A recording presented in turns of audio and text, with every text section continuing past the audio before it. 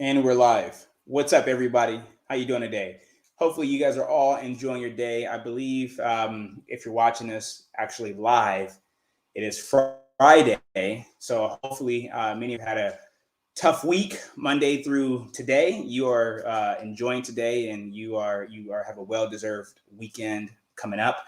My name is Josh Smith, as you can see there in the corner, and I'm the founder of A Grade Above College Planning. What we do is educate families, mainly parents, on how to pay less money for college. It's really that simple. We want you to be able to send your children, send your son, your daughter, your students to a great college where they can get a phenomenal college experience while you can have most of your money in your pocket and you don't go broke in the process. So we just want to be another resource that you use, that you tap into when it comes to getting some answers, getting some information and some guidance that can help you do just that. So today I want to kind of talk a little bit about the FAFSA. I talked about this before, and this is going to be quick. And hopefully this doesn't turn into a rant because I'm pretty passionate about what I'm going to kind of go over right now. But I wanted to make sure I put a strong emphasis on the idea behind preparing for the FAFSA. There's so many families out there, and I'm getting a lot of questions. And the only reason I'm making this video, this is kind of a part two to a video I made, I think about a week ago or so. And I was saying that you need to prepare for the FAFSA, right?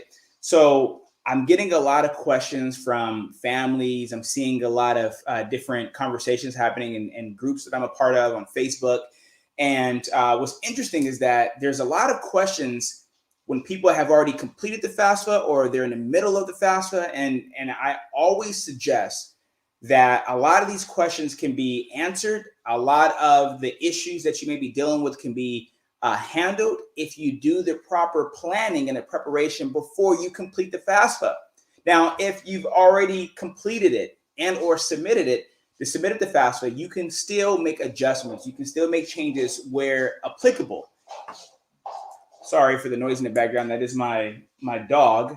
But just wanted to make sure I wanted to talk about a few things that I'm constantly seeing that are coming up, and I want to address this. And I just want to go back to, if you do the right planning, okay, you plan for the FAFSA. This is how you maximize your aid potential. This is how you maximize what your student might be able to receive in regards to Pell Grants or any type of grants, financial aid, need-based aid. And then a lot of times, for those of you that are very affluent, this is where it starts for some merit scholarships at a lot of the universities, merit scholarships, merit financial aid. But the planning to reduce your out-of-pocket expenses happens well before you actually complete the financial aid forms, including the CSS profile. So a few questions. 529 savings programs or savings plans that you may have for your student. Although it's for your student, you have a 529 savings program for your child to help pay for their college expenses, right? That is a parent asset. It's not a student asset, although it's for the student. It is a parent asset. If you make the mistake and make this asset, or you list this asset as a student asset, it's whatever the value of that asset is that you list is going to be, calculated against their aid eligibility by close to 50%. Whereas for you, it'd be right around 5.5%, 5.6%. So it's a big difference, and it's a very costly mistake, but it's a mistake that I see a lot of families making still because they did not do the proper planning. Now, I know a lot of you say, well, we don't know what questions to ask. This is our first time doing this. We haven't done it before. We're new to this whole process and this whole, ordeal. And I get that. You can go through the FAFSA, but do not hit the submit button until you get clarification on where you stand. It's always good to know your EFC, your projected EFC, before you complete the FAFSA. That way, if there's anything that you can do to optimize, to make changes and reduce your EFC, I don't know why I'm holding these markers, but to reduce your EFC, you do that before you complete the forms.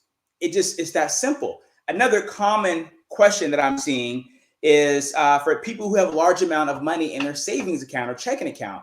Well, if that money has any type of, you have an objective behind that money, if you intend to use that money for a large purchase, maybe a renovation, maybe a vacation, whatever that might be, there are things that you can do so that money does not count against you when you complete the financial aid forms. Now, I cannot give blanket advice in a social setting or platform, but if you have questions and you're in that situation, reach out to me, reach out to us, and I'll give you some guidance. But there are things you can do, but you have to do the proper planning once again before you complete the forms. Also, business value. There's a lot of people out there that own businesses that are listing their business value on the financial aid forms. If you don't have more than 100 employees, then there's no need to really do that. And if you are listing your business value, did you get a formal valuation? Or is this something you think that you can sell your business for? Very similar to your real estate and valuing your properties and your real estate. And I do a video on that. If you want to check it out, I talk about don't use Zillow and things like that. You can check it out in our video archive. But valuing your business and or valuing your rental or real estate properties outside of your primary residence, as well as just mainly listing your business. If you don't have more than 100 employees, there's need for you to really list your business. Also, in addition to that, what about the profile? So a lot of families that are concerned about the profile, if your student hasn't gotten accepted or it hasn't been requested for them to submit the profile, don't panic. You have time for the profile. You want to make sure that the FAFSA and the profile are pretty consistent when you list your income, your assets, things like that. It's going to be more information required of you for the CSS profile than on the FAFSA. So you want to make sure that, where the information is going to be somewhat the same, that you're consistent. You hate to have your income be two different amounts. And that kind of raises some questions like, how's the income 56,000 here, but 67,000 over here? So just make sure things like that are consistent, but don't worry about the profile until it's requested of you, especially if your student is still unsure about the college that's in question that may require the profile. So you have a little time to do that, just like you have a little bit more time to do the FAFSA. It's not a rush. It's not a blitz to complete the FAFSA as soon as you can, especially if you haven't done the right planning or preparation prior to. Also, just want to put this out there, and I'll pretty much end with this. If you have real estate investments or rental properties, if you own your own business, if you lost your income in 2020, or you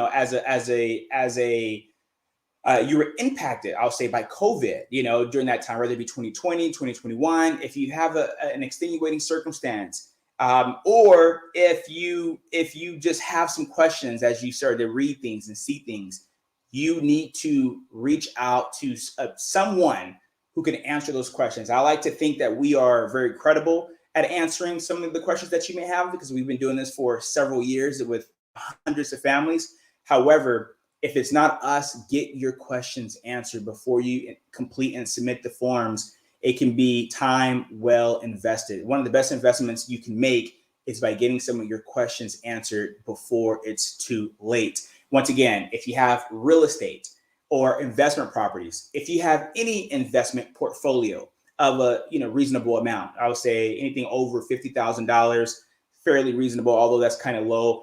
Get some guidance. If you own a business, a small business, get some guidance. If you have extenuating circumstances where you may have lost your income, or you had just some kind of circumstance that had an impact on your financial ability to pay for college, get some guidance. And if you've already submitted the FAFSA, but you feel like what they expect us to pay is way too high, just want to let you know, most families think that whatever they expect them to pay is pretty high. But if you think it's just bizarre, it's ridiculous, get a review. There's a student aid report that's usually available, I want to say, anywhere between 3 to 5 business days after you submit the FAFSA, or it could be, and sometimes I've seen it go up to 2 weeks depending on your situation. And that would be under your student's profile or FSA ID. But you can always get print out a copy of your student aid report and then have a review to just make sure that all your inputs were accurate and they were correct. Just so you know, like, hey, I didn't make a mistake. I did everything the right way. I'm in the best situation possible. It's always good to have a second set of eyes, or maybe even a third set of eyes, look at what you did, because it can actually save you sometimes a couple thousand, if not a couple tens of $1,000s a year when it comes to submitting the forms. So I find mistakes all the time, and I tell people all the time, do the proper planning, do the proper prep, and then submit the forms with confidence, knowing that you're doing everything the right way. That's not only ethical and legal, but also it puts your family in the best situation to reduce your out-of-pocket expenses